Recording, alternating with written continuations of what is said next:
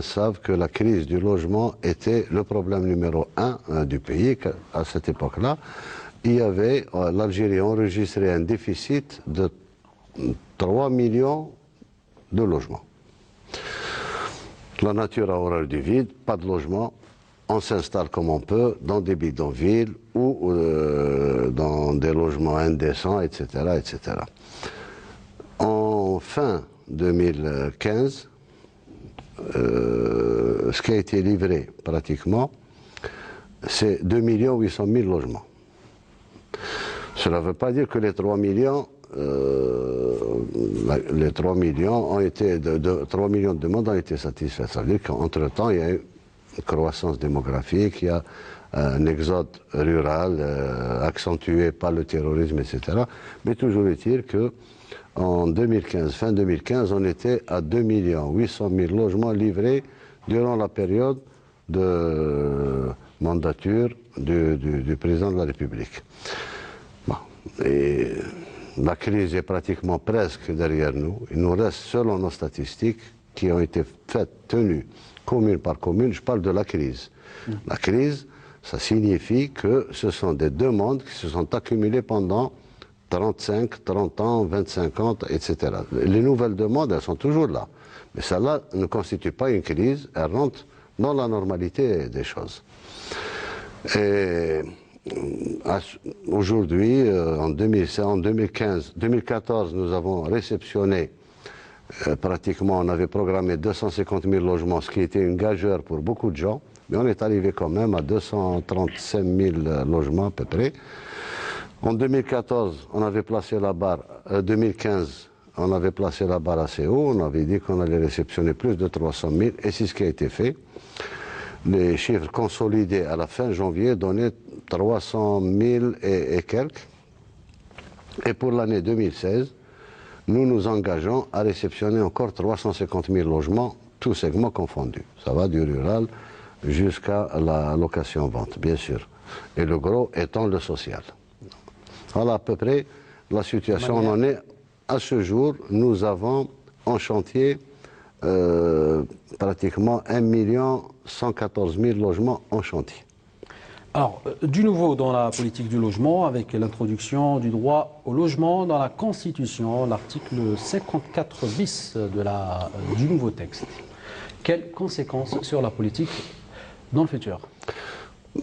D'abord, ça consolide la vision du président de la République, que pratiquement le logement était un droit, il reste un droit pour les classes les plus démunies, qui n'ont pas d'autres moyens que les moyens de l'État pour pouvoir avoir un logement et avoir une vie digne, eux et leurs enfants. Ça consolide et ça nous laisse... la Constitution parle de citoyens dans le besoin. Elle le définit clairement. Dans le besoin, donc c'est la même classe qui est éligible actuellement au logement social. C'est à peu près ça. Donc le logement social, c'est à la charge de l'État, ad vitam aeternam, et tant qu'il y a des gens... C'est d'autant plus vrai dans les grandes villes d'Anna, les capitales régionales essentiellement, et quelques grandes villes, là où le citoyen ne peut en aucun cas avoir un lot de terrain et construire une maison familiale ou autre, mais obligé de construire en hauteur. Pour construire en hauteur, donc c'est collectif, et ce qui est collectif, c'est l'État qui s'en occupe. La politique du logement s'est traduite notamment par plusieurs opérations de relogement concernant les habitants ou les gens qui habitaient, les citoyens qui habitaient les bidonvilles. Est-ce que l'opération s'est terminée ou en est-elle?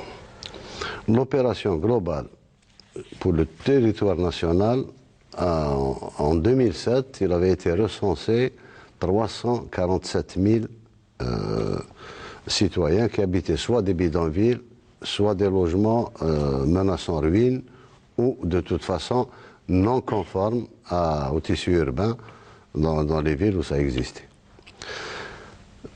Il a été prévu par la suite 181 000 logements destinés à l'éradication des bidonvilles, dont 45 000 pour Alger. Le gros était là. Sur les 45 000 d'Alger, il y a pratiquement 40 000 qui ont été achevés, il y a 40 000 familles. En 2015 et début 2016, 40 000 familles qui ont été déplacées des bidonvilles vers des logements décents. Tous les citoyens ont pu suivre la démarche de la wilaya d'Alger.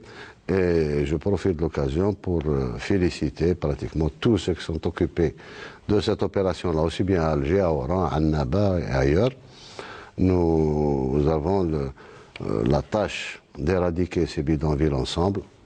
Et je les remercie et je félicite essentiellement le wali de Constantine, le wali d'Oran, le wali d'Alger, Sizour, qui a consenti des efforts énormes.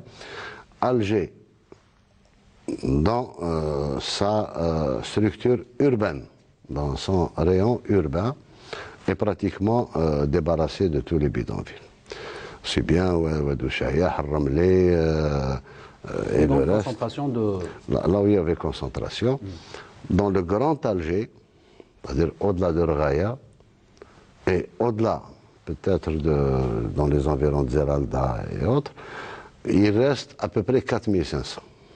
Ces 4500 sont programmés entre le 15 et la fin mars.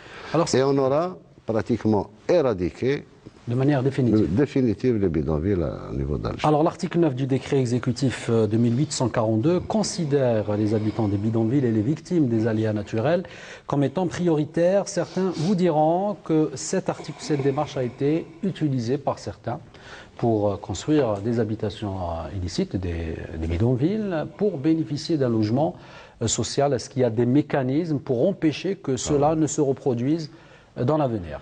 Tout à fait, tout à fait. Bon, vous savez, il y a beaucoup de gens qui essaient de tricher, de contourner la loi, de contourner le règlement, soit par le biais de dossiers fallacieux, soit... Mais depuis pratiquement 2 ans et demi, depuis l'arrivée du gouvernement Sellel, on s'est organisé de telle sorte que le filet se rétrécisse et maintenant, je peux vous dire que plus rien ne passe. Nous avons mis en place un fichier qui recense 5 500 000 Algériens qui, à un moment ou à un autre, ont eu l'aide de l'État, soit un logement, soit l'aide pour la construction, soit... Et à titre d'exemple, je vous dirais que les citoyens peuvent en témoigner, les citoyens d'Alger, d'Oran, de Annaba, de Saïda et d'ailleurs, que tous ceux à qui les Wali ont donné des logements récemment, 2015-2016, c'est des gens qui sont nets vis-à-vis du fichier, c'est-à-dire qu'ils n'avaient jamais eu avant. Et si je dois concrétiser cet argumentaire par des chiffres, à Alger, pour Ramli tout seul, il y a eu 600 personnes rejetées. On a eu l'occasion, avant Ramli, de vérifier que certains avaient même des villas. Et ça a été montré par la télévision. Et qui se permettait d'aller construire une baraque, soi-disant une baraque, et forcément, ça veut dire un logement. C'est complètement faux maintenant. Complètement faux. Nous vérifions tout. Le fichier est là, on peut connaître. Même s'il a une attestation de revenus fausse, on peut la déceler. Le logement social étant réservé strictement à ceux qui ont 2400 dinars, 24 000 dinars par mois et moins. L'avenir de la politique du logement avec la nouvelle donne, à savoir la baisse des revenus de l'État, est-ce que le gouvernement ou l'État a le moyen de répondre à la forte demande dans les mois, peut-être les années à venir? Je pense que oui. Je pense que oui. Le président de la République a fixé les priorités du pays. Il a été très clair dans toutes les lettres qu'il a adressées à la nation, ce qui a été répercuté aussi par le Premier ministre à moult situations, et à savoir que les transferts sociaux, le logement, la santé et l'éducation restent prioritaires, quelles que soient les capacités financières du pays. Ceci dit, la demande va diminuer obligatoirement. Obligatoirement, la demande va diminuer parce que quand on résorbe la crise et on commence à faire face aux nouvelles demandes, on ne va plus travailler avec des chiffres de millions de logements. Ce sera au plus quelques centaines de milliers de logements qui seront nécessaires pour qu'on ne retombe pas dans la crise. Je prends Alger maintenant, par exemple. Alger, il doit rester peut-être une demande potentielle de gens qui sont à l'étroit, de familles dans un même logement, etc. Bidonville, il n'y en a plus. La classe moyenne, si je prends l'ADL, on va en discuter peut-être tout à l'heure, la classe moyenne va satisfaire à Alger, l'ADL va satisfaire au moins 180 000 entre 2001, 2002 et 2013. Donc même là, les demandes vont s'atténuer. Et l'État pourra faire face, pourra continuer à faire face. Les gens s'imaginent que les millions dont on parle vont se perpétuer dans le temps avec la crise. Non, ça va être une histoire beaucoup plus abordable financièrement. Moins de tension, beaucoup moins de tension. La demande au logement. Vous avez parlé de l'ADL. Vous me tendez une perche pour justement entamer le dossier de l'ADL, mais commençons d'abord par l'ADL 2001-2002. C'est la dernière ligne droite pour les souscripteurs. Les préaffectations ont commencé pour certains, en attendant les autres. Il a été prévu d'entamer la préaffectation avec un chiffre de 40 000 à travers le territoire national. Qu'en première vague. Qu'en première vague. De toute façon, ça ne s'arrête pas. Commencer jusqu'à la dernière préaffectation. Donc on commence par 40 000. C'est l'organisation qui détermine les capacités à donner, dont 20 000 pour Alger. Actuellement, nous sommes à 10 000 préaffectations déjà données à travers le territoire national, dont 4 800 pour Alger. 10 000 par rapport à quel chiffre total Par rapport aux 40 000 qu'on avait estimé au départ. Mais les 40 000 ne sont pas, disons, un seuil qu'on ne dépassera pas. Tant que les bâtiments TANA avancent et arrivent à 70% et plus, seront préaffectés.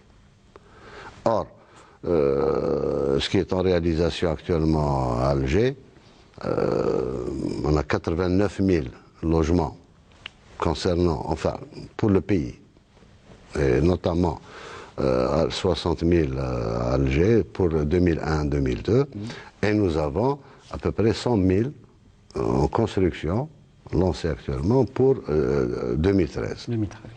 Les préaffectations continueront. Est-ce qu'il y a une date limite pour le dernier préaffecté? C'est en fonction des capacités administratives, enfin des capacités de gestion logistique de l'ADL. Et en fonction, nous avons décidé, ce qui est logique, de ne pas préaffecter les logements qui n'ont pas atteint 70%. Parce qu'un logement qui a atteint 70%, c'est un logement où il reste des finitions à faire, à l'intérieur essentiellement.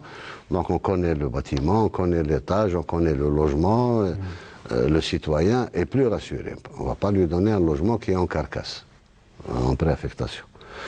Donc c'est un peu ça qu'on a estimé que, en l'état actuel des choses, les logements qui ont dépassé les 70%, dont certains sont à 85%, sont en ordre de 40 000. Le temps qu'on préaffecte les 40 000, d'autres bâtiments vont atteindre ce niveau et vont être préaffectés, et ça ne s'arrêtera pas jusqu'à ce qu'on termine toute la préaffectation pour 2001-2002. Ensuite, on passe à la préaffectation de 2013. Les préaffectations pour 2013 aussi, on les entame le 13 mars, mais ça, je crois que c'est ADL 2. On en parlera. On en reparlera. Alors. Donc pour ADL 1, les préaffectations ne s'arrêteront pas.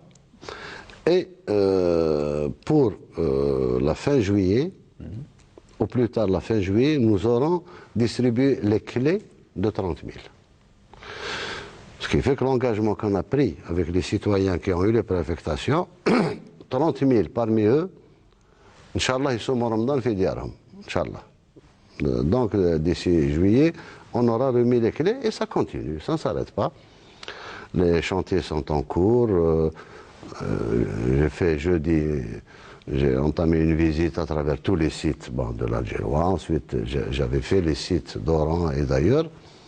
Le travail continue et d'une manière générale, les logements que nous avons lancés en 2013 doivent être réceptionnés en 2016, obligatoirement. Donc, je pense que 2001, 2002, au plus tard, fin 2016, ils auront tous leur logement.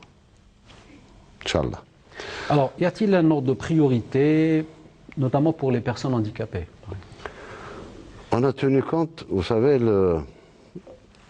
il y a une série de réunions pour tester le logiciel et alimenter le logiciel qu'a utilisé l'ADL.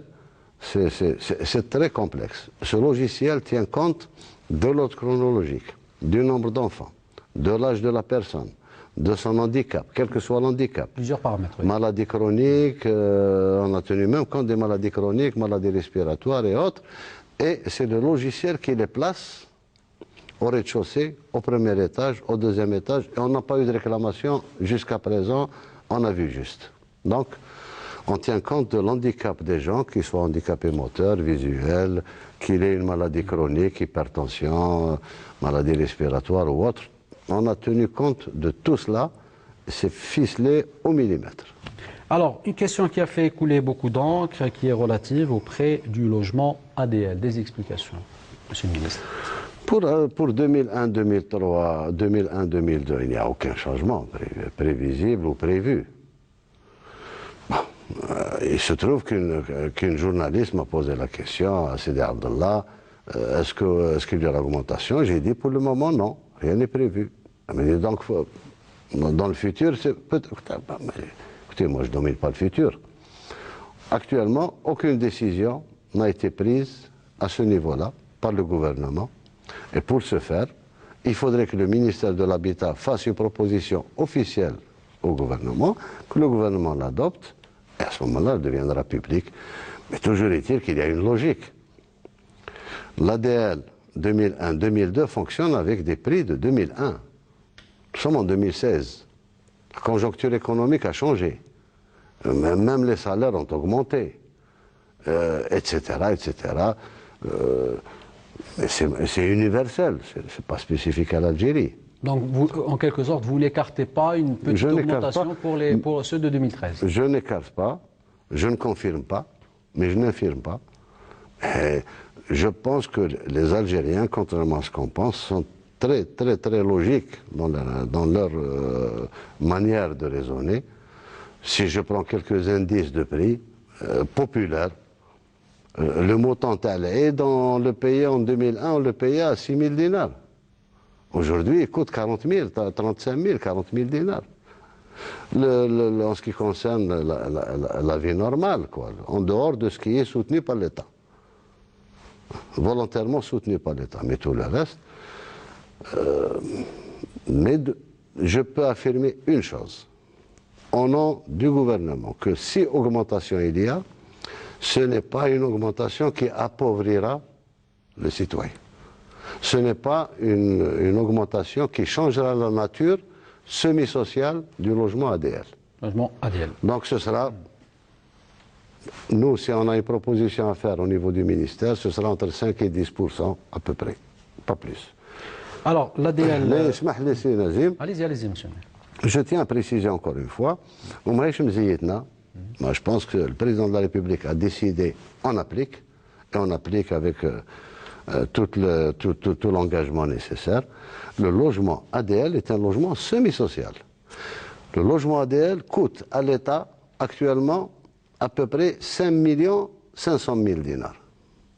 Le citoyen paye 2 800 000. Pour vous dire que le gros est actuellement, c'est l'État qui le paye.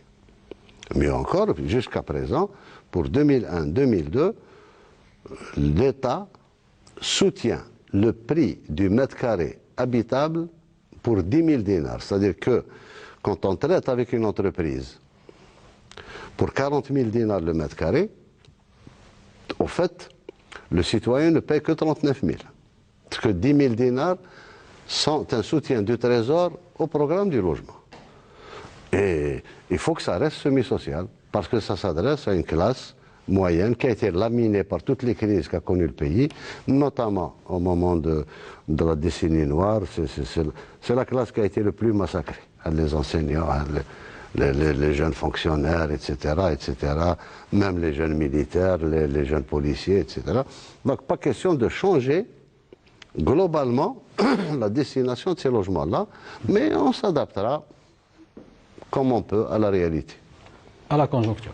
Alors pour ce qui est de l'ADL 2013 ou l'ADL 2002, comment on l'appelle, l'opération des choix des sites commencera le... Esmah li Nazim, parce que je sais que les citoyens sont très très sensibles à ces choses-là. Je tiens à préciser que pour 2001-2002, il n'y a aucun changement, aucune augmentation. C'est clair. Nous allons leur créer au même titre, avec le même prix qui a été payé par ceux qui ont eu leur logement en 2002 et 2003. Le raisonnement que je tenais, je réfléchissais à haute voix, ce n'était pas une décision qui est prise, ce n'est pas une décision, je réfléchissais à haute voix pour nous adapter à la conjoncture, que c'est s'il y a une petite augmentation, qui ne sera pas ressentie par le citoyen parce qu'elle va s'étaler sur 20 ans. De toute façon, c'est pas, on trouvera les formules pour qu'il ne sorte pas ça de sa poche en cash immédiatement. Mais sur 20 ans, ça aide. Ce sera uniquement pour 2013. Pas 2001, 2001, 2002, rien. Aucun changement. Alors, 2013, l'opération choix des sites, elle commencera quand et comment elle va se dérouler? Pour 2013, en principe, on ouvre les sites pour le choix, enfin, on ouvre le choix des sites. Commencera par 7 wilayas, à peu près. Elles seront pionnières. Ce sont des wilayas qui ont la spécificité de ne pas avoir de demande de 2001, de 2002 à satisfaire. Donc, sans rentrer directement sur 2013, je peux vous les citer, c'est Béchar pour 1500 logements, Laghouat 1000 logements, Jelfa 700 logements, Stéf 2000 logements, Constantine 2000 logements, Khanchla 1500 logements et Aïnt Mouchent 1500 logements. On commencera par cela. Ensuite, on continuera. On continuera avec les grandes villes.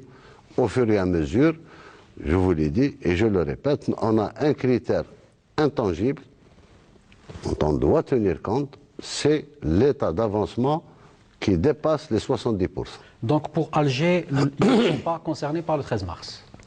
Du moins pour les logements, si, Bambad. Alger, comme nous avons une grande masse pour 2001-2002, il serait souhaitable que, dans toutes les préaffectations de 2001-2002, et ensuite passer à l'excédent pour essayer de satisfaire les 2013. Mais Alger, priorité 2001-2002. Venons-en. Mais il y aura des préaffectations pour 2013, en 2016 pour les gens de 2013 à Alger. Mais je ne veux pas encombrer l'ADL, parce que l'ADL, elle est en train de gérer des centaines de milliers de logements. On s'est embrouillé une première fois lorsqu'on a lancé les ordres de versement 2001-2002, ensuite en même temps les ordres de versement, ça a créé un cafouillage. Bon, maintenant, on ferme le dossier, on clôt le dossier de 2001-2002 et on passe tout de suite après à 2013. Et je pense que les préaffectations pour 2013, je ferai l'impossible pour que ça commence au mois de juillet, peut-être avant ou tout juste après. Et les premières décisions, est-ce que vous pouvez donner une date, peut-être en 2017, en 2018 pour le logement 2013. Je pense qu'il y a, pour les grandes villes, là où les chantiers avancent très bien, là où il y a un excédent par rapport à 2001-2002, notamment Alger. Alger, je vous dis, 2001-2002, il y a environ, parce que les chiffres changent quotidiennement à cause du fichier. Quotidiennement, il y a des gens qui tombent. Et nous n'avons pas encore entamé le contrôle avec le certificat négatif des domaines, parce que les domaines n'arrivent pas à suivre notre rythme. Mais globalement, c'est 60 000. Or, il y a nettement plus, il y a pratiquement 80 000, 85 000 logements, 90 000 logements qui sont en réalisation. Je pense qu'il va rester à peu près une quinzaine de mille, une vingtaine de mille pour 2013, après affecté en 2016. Venons-en, donc c'était pour l'ADL 2001, 2002 et 2013. Venons-en au dossier du LPP. Les préaffectations ont connu un retard. Vous avez la première fois annoncé l'opération des distributions, la remise des préaffectations pour le mois de décembre. Aujourd'hui, on entame le mois de mars. Comment, quand va se dérouler l'opération et comment va-t-elle se dérouler? Ça tombe bien, c'est demain matin. demain matin que les sites, le choix des sites peut se faire par les citoyens. Donc, dès demain matin... Le traitement des dossiers, vous voulez dire, pas le choix. Ils choisissent leur site. Ça, enfin, le traitement des... Le traitement des dossiers, oui. Le traitement des sites, c'est-à-dire dès demain matin, on commencera à traiter et on communiquera au fur et à mesure, chacun sur son compte, sur son mail, il recevra la notification, les messages nécessaires. Globalement, il y a 3 messages. Le premier message pour lui dire que le site que vous avez choisi a été retenu, donc vous avez choisi tel site, vous êtes dans tel site. Le deuxième message pour lui dire que vous avez choisi en premier lieu tel site. Malheureusement, ce site est saturé parce que vous avez l'ordre chronologique, vous êtes à 10 000, alors que le site que vous avez choisi ne contient que 1000, donc forcément il y a des gens qui l'ont choisi avant vous, etc. Et pour d'autres, le troisième message, pour dire que on retient le site, vous êtes dans le site que vous avez choisi, mais la préaffectation ne se fera pas avant que ce site n'atteigne 70% de trucs. Étant donné que c'est un principe qui a été retenu, donc pas de préaffectation, priorité absolue pour le LPP, priorité absolue sera donnée aux souscripteurs qui ont été transférés de l'ADL vers le LPP. Et on a parlé d'un pourcentage dans chaque site à hauteur de 25%. C'est très délicat, vous savez, on essaie d'être le plus transparent possible. C'est d'être transparent, tout simplement. On essaie d'être les plus justes possible. Il y aura toujours des gens qui vont contester, ça c'est certain, c'est la nature humaine même. Mais si on donne la priorité aux 4000 tout à l'heure, ils vont tous choisir les meilleurs sites. Le gars, je ne cite pas les sites parce que ils vont choisir. Ils ont la priorité pour la préaffectation. Mais on leur a laissé l'équivalent du nombre par rapport au nombre global en priorité dans tous les sites. C'est-à-dire que si le nombre global de préaffectation pour Alger sera de 16 000, au moins ils sont 4 000, donc c'est 25%. 25%, oui. Donc ils ont droit à 25% sur tous les sites. Les 75% qui restent seront pour les gens qui se sont inscrits. Ça a duré, on s'est perduré en réunion avec le LPP, avec le NPI, et ils ne sont pas rodés pour ça. Ils ne sont pas rodés pour ce travail informatique, premièrement. Deuxièmement, on a été beaucoup perturbés. Les ordres de versement, les premiers ordres de versement qui ont été donnés, beaucoup n'ont pas été honorés. Donc ça fait pratiquement 9 mois que les gens n'ont pas versé leur premier versement. Vous pouvez nous donner un chiffre par rapport au nombre qui n'ont pas... Je crois que j'ai le chiffre. T'as le LPP, attendez, je vais vous donner un chiffre exact. Voilà, pour le LPP,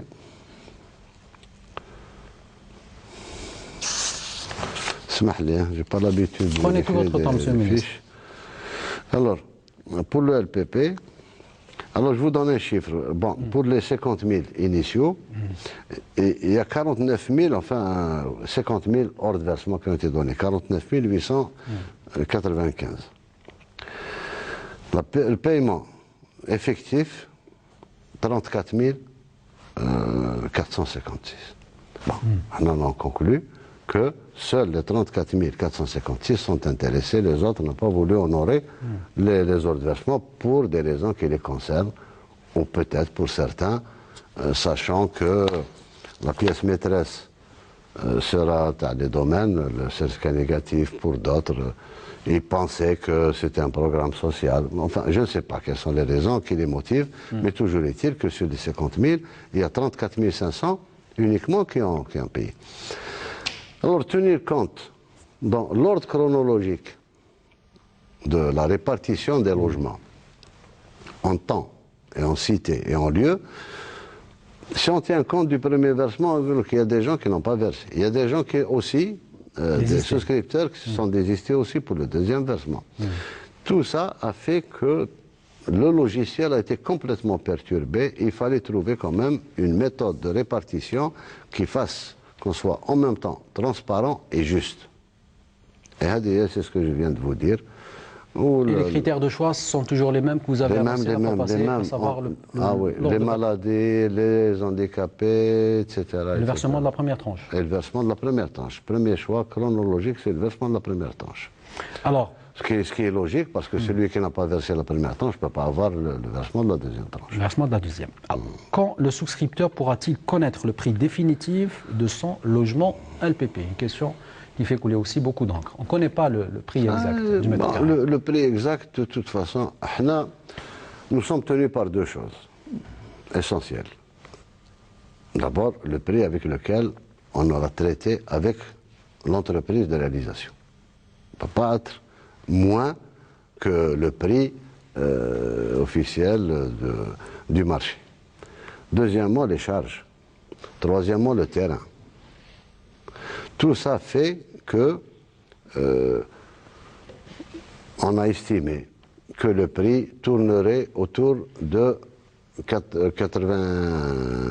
950 000 dinars le mètre carré. C'est-à-dire à peu près 96 000 dinars. Ouais. 95 000 dinars le mètre carré, à peu près.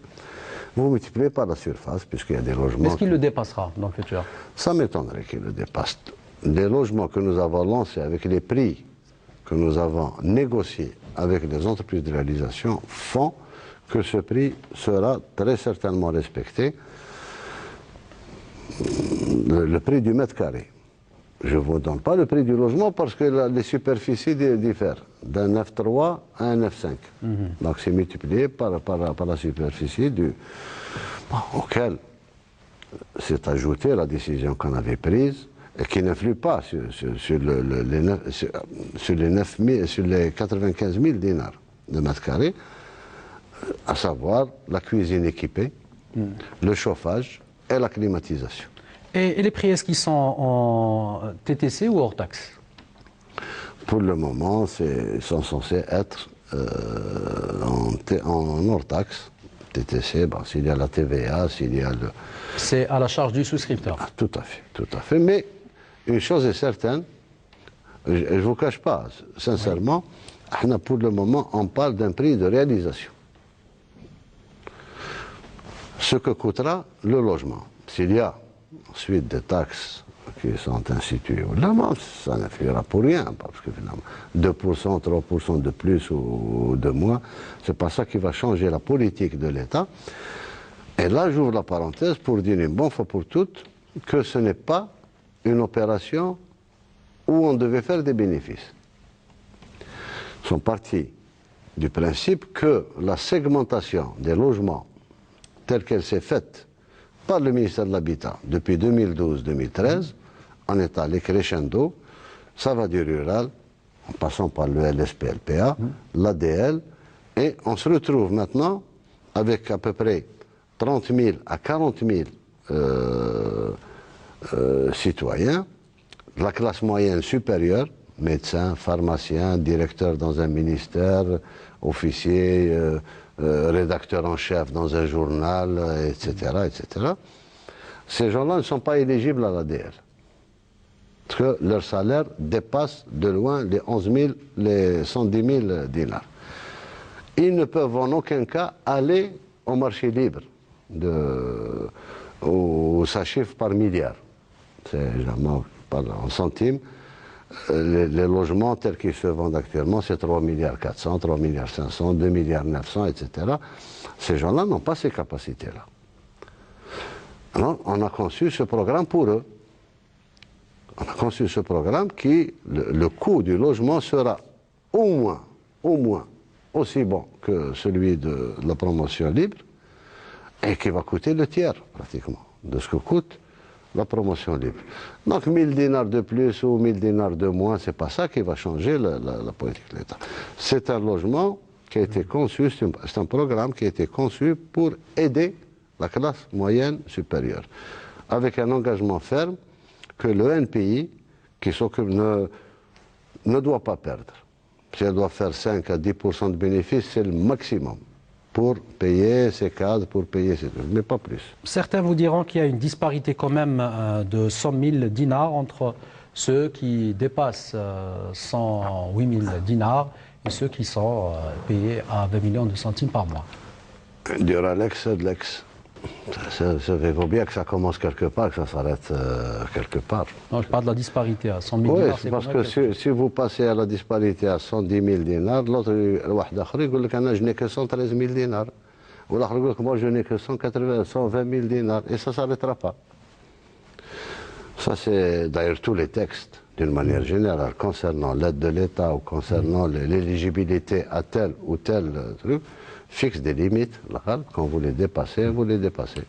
Et ça, je n'y peux rien. C'est pas une décision du ministre ou une décision de... Ça, c'est le règlement. On applique. Nous sommes obligés d'appliquer. La banque finance à hauteur de combien le logement LPP, monsieur le ministre? Pour nous, pour régler la problématique de la troisième tranche. Il n'y a pas de troisième tranche.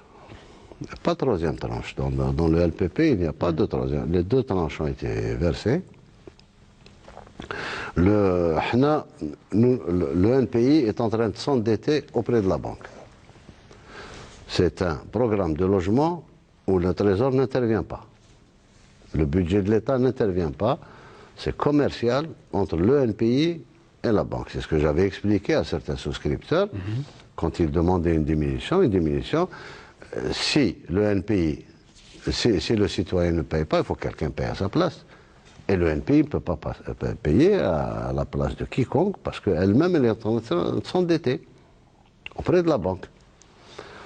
Bon, avec des taux d'intérêt bonifiés. Bien sûr. Bon, maintenant, le citoyen, il est éligible, il va avoir sa préaffectation. Il y a une règle d'or dans toute opération commerciale, il n'y a pas d'étalement de la dette. Les clés seront remises au paiement intégral.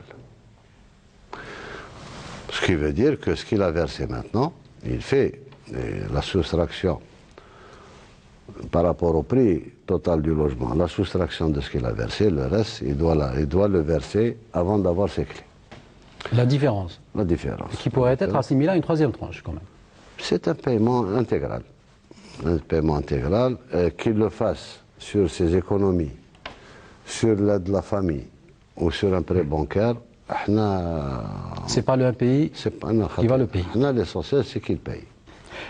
Le document de préaffectation en poche, que fera le souscripteur, relation banque-souscripteur qu'on connaît assez mal, là, monsieur le ministre? Pour les banques, on a facilité les choses à tous les souscripteurs, puisque maintenant, il y a une banque qui est chargée de ce programme-là, c'est le CPA. En son nom personnel et au nom de toutes les banques algériennes, puisque toutes les banques algériennes sont en train de participer à ce programme de logement à travers le CPA. Donc c'est un consortium pratiquement qui a été créé pour le CPA étant l'assemblée financier de ce programme-là. Je pense qu'ils sont, quand on a un salaire équivalent au salaire qui vous rend éligible au LPP, donc vous êtes forcément éligible à un prêt. Mais est-ce que c'est le souscripteur qui va se déplacer à la banque avec son dossier ou c'est le NPI qui va... Non, le souscripteur. C'est le souscripteur qui va... Souscripteur, oui. Les relations souscripteur-NPI s'arrêtent aux versements initiaux, à la préaffectation, l'affectation définitive remise des clés, après paiement. Après paiement. Maintenant, le paiement, comment il paye? C'est le problème du souscripteur. Alors, une question qui nous a été posée par les téléspectateurs, elle concerne les souscripteurs transférés de la formule ADL vers la formule LPP. Beaucoup d'entre eux se trouvent aujourd'hui aux portes de la retraite avec des revenus qui vont bien évidemment baisser. Quel sera leur sort devant les banques, sachant qu'ils n'auront pas assez de temps peut-être pour rembourser tout l'argent qu'ils ont prêté? Parce qu'ils auront un traitement spécial. Je ne présume de rien, mais je pense que la banque, forcément, ce qui est une relation normale entre un client et une banque, c'est de prendre une hypothèque sur le logement. Et le logement sera libéré au moment où le citoyen remboursera intégralement ce qu'il a emprunté chez la banque. Bon, mais en tout cas, il est éligible, étant donné son salaire.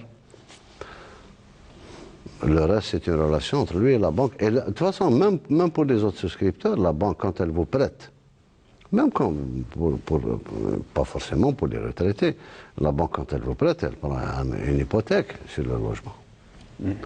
Et elle ne vous libère l'hypothèque, elle ne lève l'hypothèque que lorsque vous allez rembourser votre prêt. C'est normal.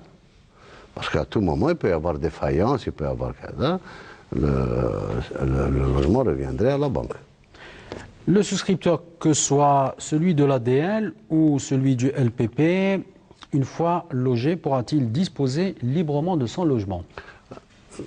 Le LPP et l'ADL, il y avait l'ancienne réglementation, prévoyait une date minimum d'habitation, d'occupation de ce logement par la famille de 10 ans. On l'a réduite à 5 ans. Donc il ne peut pas vendre, il ne pourra pas vendre ce logement-là avant 5 ans. Il doit l'occuper, réellement l'occuper pendant un minimum de 5 ans. Soit l'ADL ou la LPP. ADL ou LPP. Et sinon, si on ne fait pas ça, donc sinon, dès qu'il a les clés, il est déjà vendu. Et je le disais, pour le LPP, il y a une différence minimum de 1,5 milliard de centimes par rapport au marché extérieur, au marché de l'immobilier et le prix du LPP. Largement nourri par la spéculation. Ah, bien sûr. Alors, entre parenthèses, on avait, dans une émission, je ne sais pas si c'était avec vous ou ailleurs, on avait signalé, on a déposé, on a demandé des enquêtes de gendarmerie sur certains sites de vente de logements où les gens proposaient des logements ADL qu'ils n'ont pas encore eu. Ils proposent aussi des échanges ADL, ce qu'on a constaté les derniers. Non, ça, on a demandé à la gendarmerie et à la police d'enquêter immédiatement sur le site ADL, je ne le cite pas, on le connaît, les gens le qui a proposé aux gens de leur changer des... Ça, c'est de l'escroquerie pure, l'arnaque, et aucun site ne peut leur promettre ça, et personne ne peut leur promettre des histoires. C'est l'ADL qui s'occupe de son patrimoine. Il a un site. Demain, peut-être, on verra. Si des familles veulent échanger chez Badhumbad, on m'a donné Ouled Faïd, par exemple, c'est très beau, mais moi, je préfère Sidi Abdallah parce que ma famille est à Rahmaniya, ou la Hadi, ou la ceci, ou la ça. En passant par l'ADL. En passant par l'ADL, obligatoirement. Alors, quand commencera la remise des clés pour les souscripteurs LPP? C'est-à-dire? La remise des clés, les premiers bénéficiaires. Est-ce qu'il y a une date qui a été fixée? D'autant plus qu'on a vu que certains chantiers ont considérablement avancé. Si je prends certains sites, c'est dans 2 mois. Je prends par exemple Bousmaïl, je prends le Qali'a, certains sites sont très avancés. Peut-être qu'on fera même pas de la préaffectation, on remettra carrément les clés. Pour les autres, une bonne partie, en tout cas du LPP, pourront habiter fin 2016, premier semestre 2017, selon l'état de nos chantiers. Venons-en à une autre question, quand vous avez posé lors de votre premier passage en octobre, et qui concerne toujours ce fameux projet de 2684 logements, une question qui nous a été posée par les bénéficiaires. Où en est la situation de ce projet? Le projet du LSP. Du LSP. LSP, bon, je pense que eux-mêmes, les citoyens peuvent en témoigner. Depuis l'émission, on a pris ce problème à bras-le-corps. Ce n'est pas pour fuir nos responsabilités, mais le ministère n'est pas responsable de la marge des chantiers du LSP. Nous sommes impliqués dans le LSP dans la répartition par wilaya. À l'intérieur de la wilaya, la répartition se fait localement. Nous sommes tenus par l'aide que la CNL doit donner. Bon. Mais comme on a vu que ça posait beaucoup de problèmes, et même sur le plan juridique, ce n'était pas très net. Bon. On a agi selon ce que nous dictait l'aide qu'on doit amener aux citoyens pour le libérer de... C'est kafkaïen, parce que chaque cité est un problème à part. Le problème ne se ressemble pas. Certains sont à 90%, d'autres n'ont pas démarré, d'autres ceci, d'autres cela. Mais depuis, une commission du ministère a sillonné les 48 wilayas, chantier par chantier. Dans certains cas, les promoteurs ont repris le travail. Si je dois parler de Batijac ici pour Alger, je crois que pour Fort-de-L'Eau, ça a été même distribué par le Wali, si j'ai bonne mémoire. Draria, c'est un très bon chemin. Je pense que 2016 sera l'année où on réceptionnera ces logements-là. Pour Constantine, on a trouvé une solution. Pour là où ce sont les entreprises publiques qui ont été chargées de la promotion, au PG ou autre, on a pris les mesures. Pour d'autres, je vous dis, chaque chantier est un cas. Pour beaucoup de promoteurs, certains ne se sont pas inscrits au fonds de garantie. Le fonds de garantie qui garantit la bonne fin d'exécution et les deniers du citoyen. Ils ne sont pas inscrits.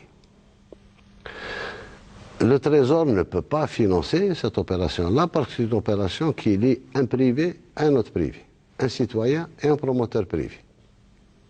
Il y a, dans certains cas, les promoteurs ont eu le versement du citoyen plus ce que la CNL donne aux citoyens. Dans d'autres cas, la CNL n'a pas encore versé parce que la situation du chantier, l'état d'avancement du chantier ne permettait pas de verser.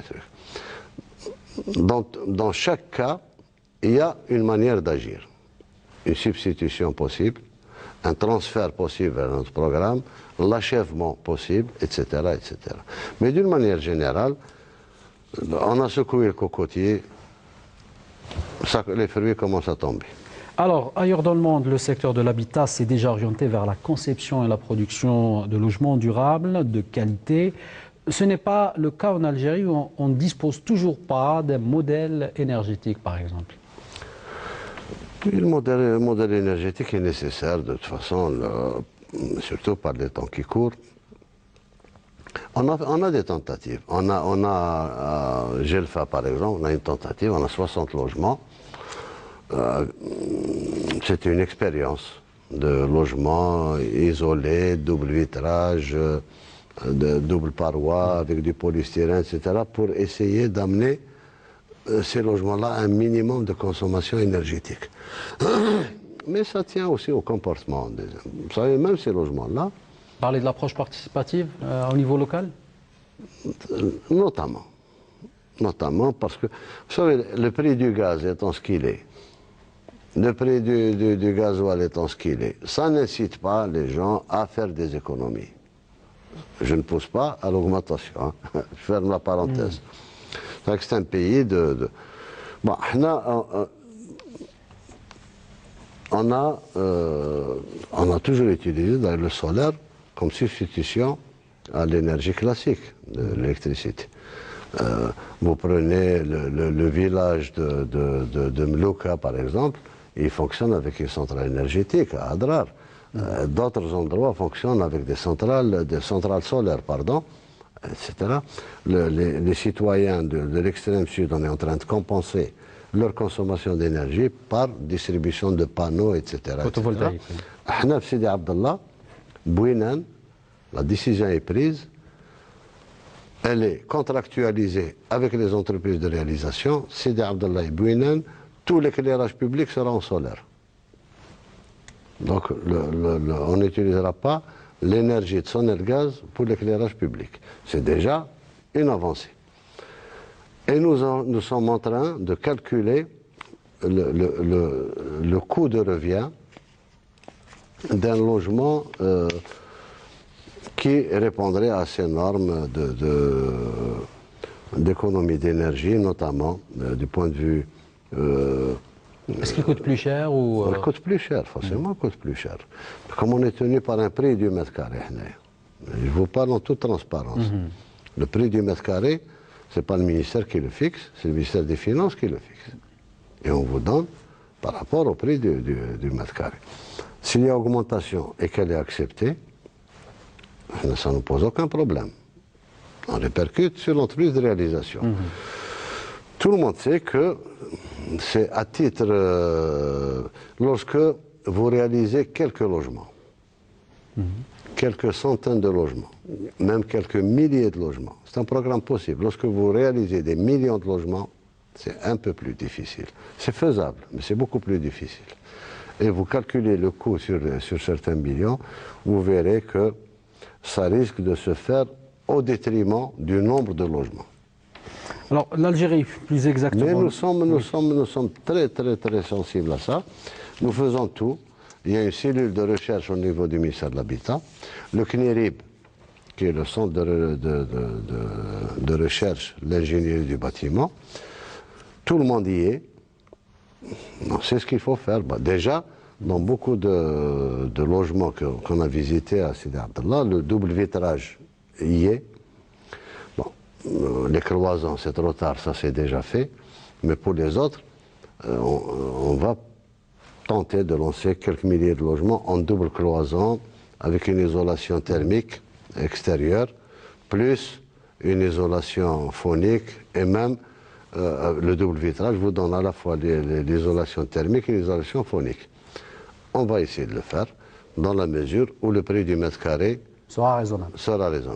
Alors l'Algérie, plus exactement le nord du pays, connaît une expansion urbaine. Pour une grande partie d'entre elles, elles sont faites sans savoir si ce type d'habitat est autorisé en termes de droit à construire. Et je vous relance sur la fameuse question des lotissements par rapport à la loi 90 du 11 décembre 90. Vous savez, il y a des lois plus rapprochées. Il y a des décrets de Sellal, du Premier ministre, subséquents, expliquant la loi. Le lotissement, tel qu'il était conçu en 90, ce n'est pas le lotissement que nous sommes en train de donner actuellement. Le gros de ce que nous sommes en train de donner comme lotissement, c'est des lotissements sociaux. Ce n'est pas commercial. C'est des logements de substitution à des programmes de logement. Je m'explique. D'abord, si je prends l'extrême sud, vous ne pouvez pas réaliser un logement qui dépasse la superficie du logement du nord. Or, il y a de l'espace. Le mode de vie nécessite beaucoup d'espace. Et c'est là où on est allé à des terrains, à des lots de terrains qui peuvent aller à 400 mètres. Borj Baji Bakhtar, Tibiaouine, dans la plupart des communes d'Illizi, Tamarasset, Janet aussi, etc., etc. En remontant, ça diminue un peu. À Adrar, dans certaines communes, oui, on peut utiliser ces superficies. Mais avec une condition, un minimum de 250 mètres carrés. L'État donne une aide. C'est des lotissements sociaux, plus l'aide de l'État pour construire, l'autoconstruction. C'est presque l'autoconstruction. C'est des logements que l'État n'aura pas à réaliser et qui passent, comme les logements sociaux, qui passent par le fichier national. C'est-à-dire que celui qui a déjà ne peut pas prendre un autre terrain. Maintenant, ce que nous allons faire, ce que nous sommes en train de faire dans les hauts plateaux, parce que quand je dis les hauts plateaux, Borj Bahri, c'est les hauts plateaux, Sétif, c'est les hauts plateaux, Gelfa, c'est les hauts plateaux. Bon. Là, nous sommes en train de subdiviser les lotissements en lotissement social, lotissement semi-social et lotissement commercial. Au même titre que la segmentation du logement. Ça va du rural, du social, à l'ADL et le LPP. On essaye de le même cheminement de raisonnement en fonction des revenus pour les lotissements. Nous espérons nous espérons, ce n'est pas impossible, et je pense que ça va se faire, qu'on ouvre des lotissements aussi dans les communes du Nord. Les communes de 5000 habitants, de un peu plus, un peu moins, là aussi, c'est là où le besoin se fait sentir en logement et ailleurs. Bon, et c'est des gens qui ont des habitudes. Si je prends Gelfa, je prends le Bayel, je prends la Rouad, je prends... C'est des gens qui vont au bâtiment contraints d'y aller, mais qui souhaiteraient avoir beaucoup plus un logement familial que...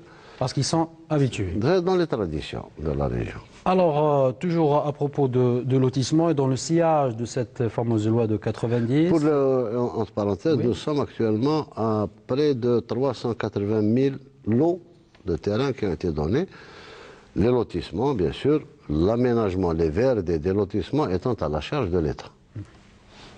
Certains lots ont été donnés dans le cadre des plans d'occupation des sols faits par les communes, conformément à la loi 90. Aujourd'hui, on se retrouve avec certains problèmes, notamment pour ceux qui disposent d'un logement acquis auprès d'un promoteur immobilier qui n'a pas la propriété de la parcelle. Ben, c'est toute la loi, la 1508. C'est ça, elle est venue pour régulariser tous ces cas-là. Ils seront tous régularisés? Oui, en principe, là où il n'y a pas de contrainte majeure, il y a certains cas qui ne sont pas régularisables. Ceux qui ont construit dans des zones qui touchent à la sécurité du citoyen, à la sécurité de ceux qui ont construit sur des canalisations de gaz ou d'assainissement ou autre, mais d'une manière générale, on sait que, moi j'étais wali, et on a toujours travaillé dans le cadre des réserves foncières, même les lycées, les CEM, tout ça, les choix de terrain étaient faits par décision du wali. Le permis de construire, souvent, ne suivait pas. Là, et on se trouve maintenant avec des gens, des coopératives qui ont été autorisées dans les années 90, même ici à Alger. Sonergaz, notamment par l'OPJ. Par les OPJ et autres. Bon, nous sommes en train de régulariser. Les domaines sont en train de régulariser le terrain, le transfert du terrain. J'ajouterai un détail pour ça. Nous sommes passés par une période, jusqu'en 88, pratiquement, c'était les réserves foncières communales. On les gérait, comment on les gérait. Bon. Ensuite, c'était les DEC qui sont installés. Et c'est là où on a eu le maximum de décisions, d'attributions, de délibérations, de ceci, cela, qu'il faut régulariser maintenant. Parce que ces terrains-là n'ont jamais été transférés par les domaines, aussi bien à l'APC, et donc l'APC n'avait pas le droit de vendre ou de céder un bien qui ne lui appartient pas. Mais la préoccupation aujourd'hui d'un citoyen qui a acquis un logement, si par malheur le dossier est rejeté, il ne peut pas être rejeté, il ne peut pas être rejeté. Je parle de ceux qui ont des logements et qui n'ont pas d'acte de propriété. Si jamais on est appelé à démolir... On peut pas... Bon, si c'est récent, et ça a été fait en dépit du bon sens récemment, ça c'est... Je n'y peux rien.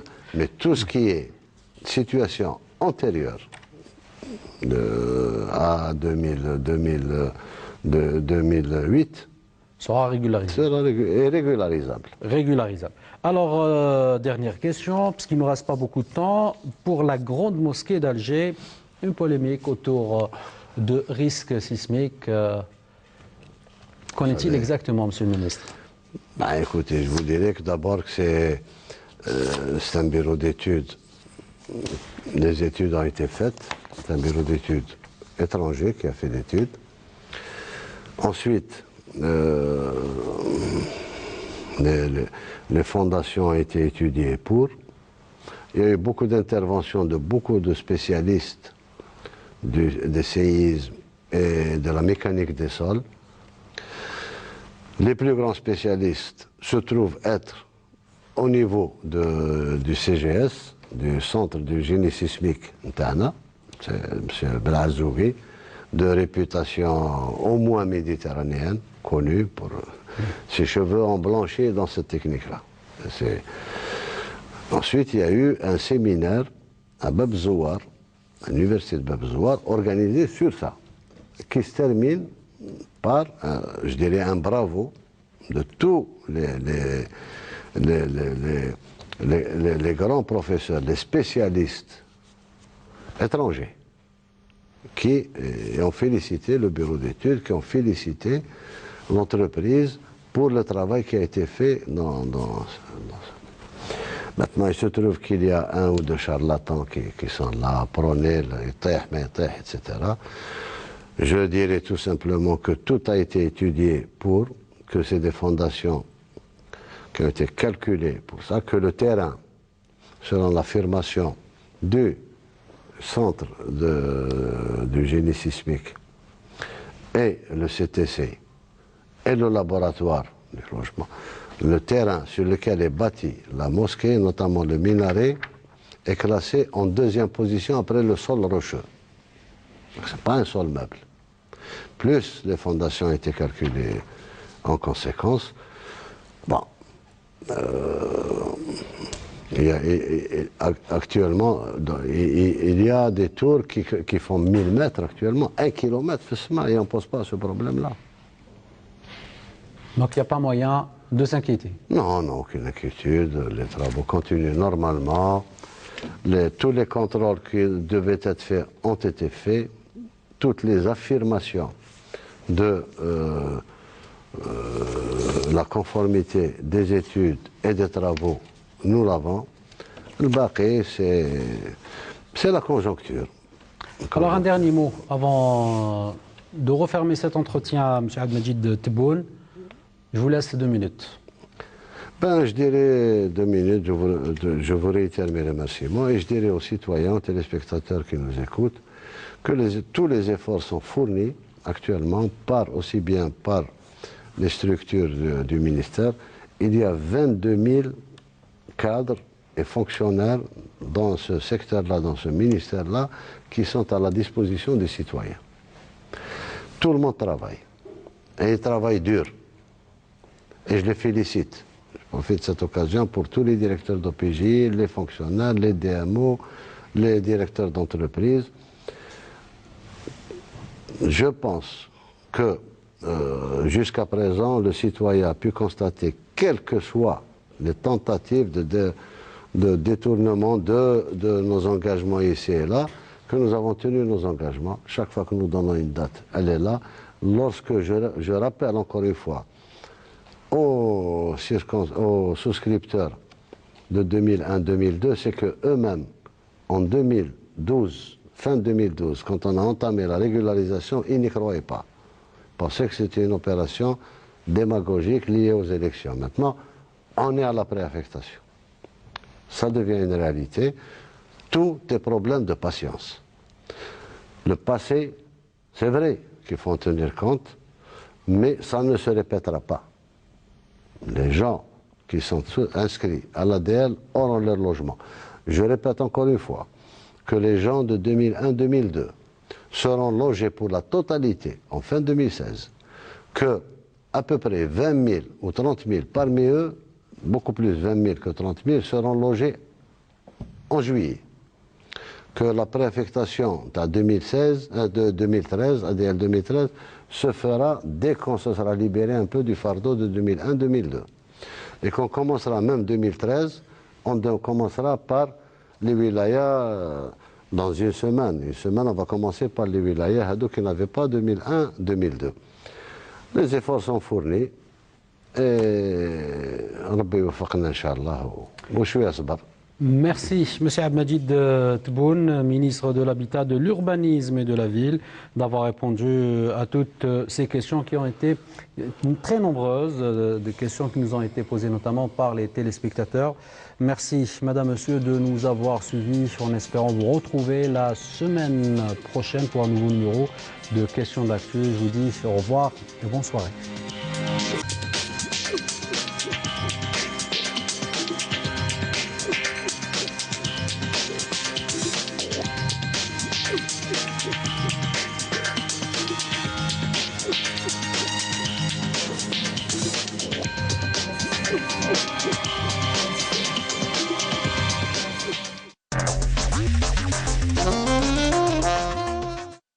Votre magazine Afrique Hebdo est de retour pour vous proposer de faire le tour du continent à travers des sujets magazines, mais aussi d'actualité, mais pas seulement.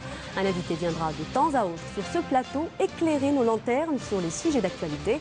Alors, à très bientôt. Tout est dit, alors ne manquez pas le rendez-vous. Afrique Hebdo, mercredi soir à 20h45 sur Canal Algérie.